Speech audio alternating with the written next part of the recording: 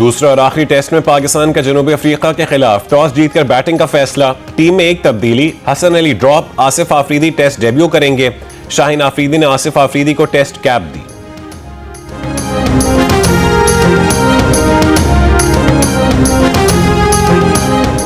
بھارت نے روسی تیل کی خریداری نہ روکی تو اس پر بھاری ٹیرف جاری رہیں گے۔ امریکی صدر ڈونلڈ ٹرمپ کا اعلان، کہا کہ نریندر مودی نے کہا تھا کہ وہ روسی تیل نہیں خریدیں گے۔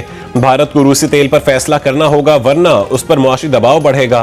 چین کے ٹیرف کم کر سکتے ہیں مگر اسے ہمارے لیے کچھ کرنا ہوگا۔ چاہتے ہیں کہ چین امریکہ کے ساتھ نایاب معدنیات کا کھیل نہ کھیلے۔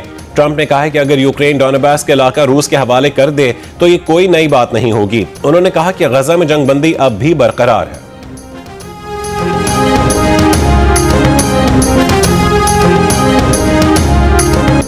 غزہ پر فضائی حملوں میں 45 فلسطینیوں کو شہید کرنے کے بعد اسرائیلی فوج کا جنگ بندی پر دوبارہ عمل کرنے کا اعلان۔ امریکی نائب صدر جے ڈی وینس، ٹرمپ کے نمائندہ خصوصی سٹیو وٹکوف اور جیرارڈ کشنر اسرائیل روانہ۔ جیرارڈ کشنر نے کہا ہے کہ حماس وعدوں پر عمل کر رہی ہے۔ غزہ جنگ بندی معاہدہ 100% کامیاب ہوگا۔ معاہدے کی ناکامی کے متحمل نہیں ہو سکتے۔ خلیل الحیہ کی قیادت پر حماس کا وفد جنگ بندی پر عمل درآمد سے متعلق گفتگو کے لیے قاہرہ پہنچ گیا۔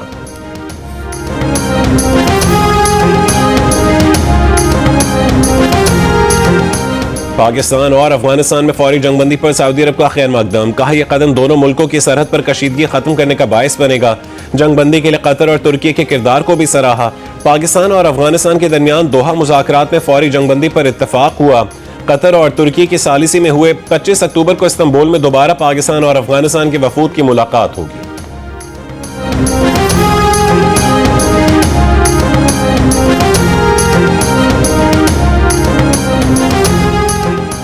بانی پی ٹی آئی سمیت 100 ملزمان کے خلاف 9 مئی جی ایچ کیو حملہ کیس کی سماعت آج اڈیالہ جیل میں ہوگی۔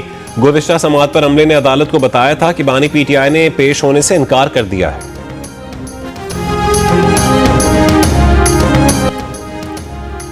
جدید GF-17 تھنڈر بلاک 3 لڑاکا طیاروں پر مشتمل پاک فضائیہ کا دستہ فضائی مشق انڈس شیلڈ الفا میں شرکت کے لیے آذربائیجان پہنچ گیا۔ ISPR کے مطابق GF-17 تھنڈر نے بغیر رکے پاکستان سے آذربائیجان تک مسلسل پرواز کی۔ پرواز کے دوران ایندھن بھرنے کا عمل نہایت مہارت سے انجام دیا گیا۔ مشق انڈس شیلڈ الفا کا مقصد باہمی سمجھ بوجھ، حربی ہم آہنگی بڑھانا اور مؤثر تعاون کو مزید مضبوط بنانا ہے۔ بلوچستان کے ضلع پنجگور میں نامعلوم افراد کی فائرنگ، رکن صوبائی اسمبلی رحمت صالح بلوچ کے بھائی ولید بلوچ جاں بحق۔ وزیر اعلیٰ بلوچستان سرفراز بگٹی نے واقعی رپورٹ طلب کر لی، ملزمان کی فوری گرفتاری کا حکم دے دیا۔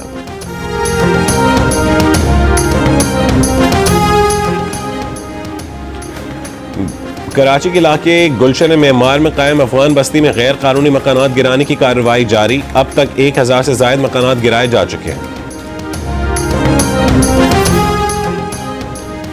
پاک افغان سرحد پر کشیدگی کے باعث بلوچستان میں تورخم اور چمن، خیبر پختونخوا میں غلام خان اور انگور اڈہ بارڈر 8ویں روز بھی بند رہیں۔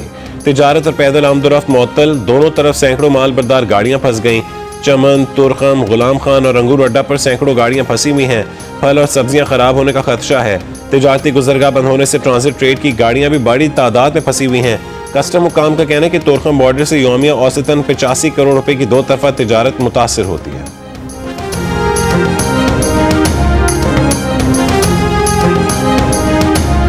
قوم کے شہیدوں تمہیں سلام، ISPR نے نیا نغمہ جاری کر دیا، وطن پر جان نچھاور کرنے والے شہداء کو خراج عقیدت۔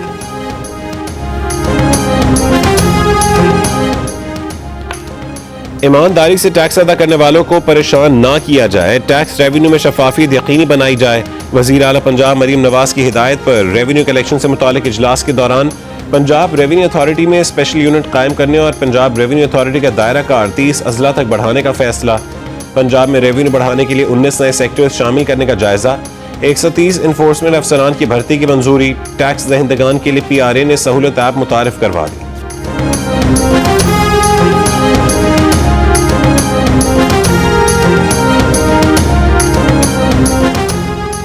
قتل کیس کے سزا یافتہ قیدی کے جیل میں بانی PTI جیسی سہولیات فراہم کیے جانے کی درخواست۔ اسلام آباد ہائی کورٹ نے لارجر بینچ میں کیس مقرر کرنے کے لیے فائل چیف جسٹس کو بھجوا دی۔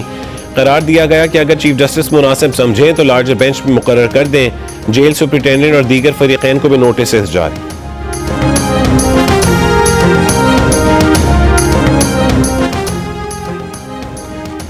میڈیکل کی اعلیٰ تعلیم کے لیے MD-CAT ٹیسٹ کے مراکز کا اعلان کر دیا گیا. کراچی میں ڈاؤ یونیورسٹی، اوجھا کیمپس اور NED یونیورسٹی میں ٹیسٹ لیا جائے گا.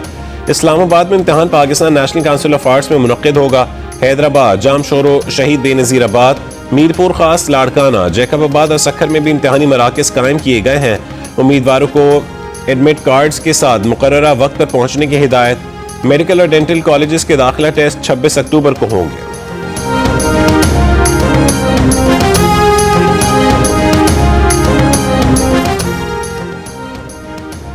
مشرقی ڈونباس کے علاقے روس کے حوالے کرو، پوٹن کی شرائط مان لو، صدر ٹرمپ کی یوکرینی صدر زیلنسکی کو ہدایت. برطانوی اخبار فائنینشل ٹائمز کا دعویٰ.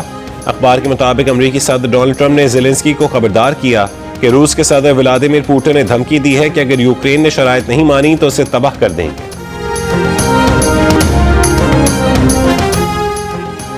روسی اکثریتی تنظیم انصار اللہ نے یونیسیف نمائندہ پیٹر ہاکن سمیت اقوام متحدہ کے 20 ملازمین کو حراست پہ لے لیا.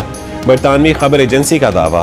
خبر ایجنسی کے مطابق انصار اللہ نے اقوام متحدہ کمپاؤنڈ پر چھاپے کے دوران اہلکاروں کو حراست میں لیا. ہانگ کانگ میں کارگو طیارہ لینڈنگ کے دوران رن وے سے پھسل کر سمندر میں جا گرا. زمینی حملے کے دوران 2 اراکین ہلاک. طیارے کا پچھلا حصہ جدا ہو گیا، اگلا حصے کو بھی نقصان پہنچا. رن وے عارضی طور پر بند کر دیا گیا. حادثے کی تحقیقات جاری.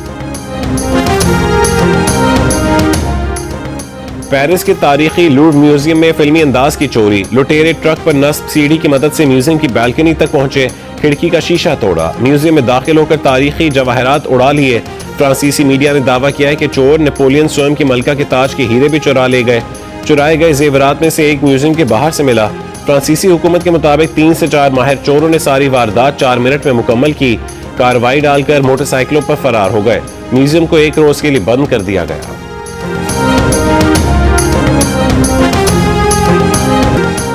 اور وزیر اعظم کی ہندو برادری کو دیوالی کی مبارکباد. اپنے پیغام میں وزیر اعظم نے کہا ہے کہ دعا ہے کہ روشنیوں کا یہ تہوار آپ کی زندگیوں میں امن و خوشحالی لائے. پاکستانی ہونے کے ناطے ہم اپنے معاشرے میں تنوع پر فخر کرتے ہیں جو ہمارے قومی دھارے کو مزید مضبوط بناتا ہے. پاکستان میں ہندو برادری کی گراں قدر خدمات پر خراج تحسین پیش کرتے ہیں.